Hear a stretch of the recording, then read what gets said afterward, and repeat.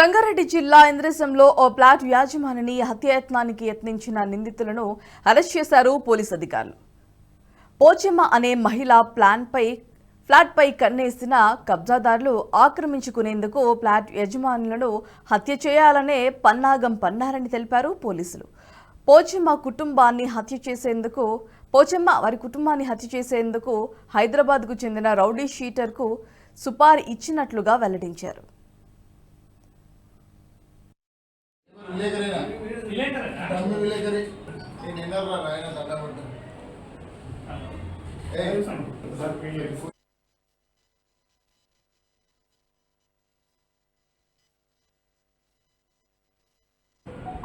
Real plot owners disturb చేసి position disturb చేసి బలవంతంగా కబ్జా తీసుకున్న సంఘటనలు ఒకటి జరిగినాయి.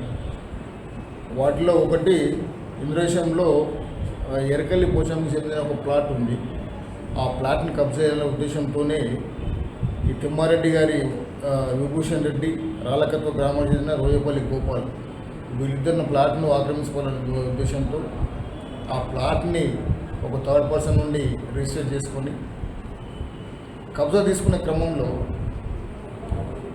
సిటీకి చెందిన కొంతమంది గ్యాంగ్ని కరణ్ సింగ్ అనే వ్యక్తితోని కొంతమంది గ్యాంగ్ని హైర్ చేసి ఒక 10-15 మంది హైర్ గ్యాంగ్ వచ్చి ఆ ప్లాట్ని పొజిషన్ తీసుకునే క్రమంలో ఆ ప్లాట్ ఓనర్పై దాడి చేసి వాళ్ళని చంపడానికి ప్రయత్నించినారు.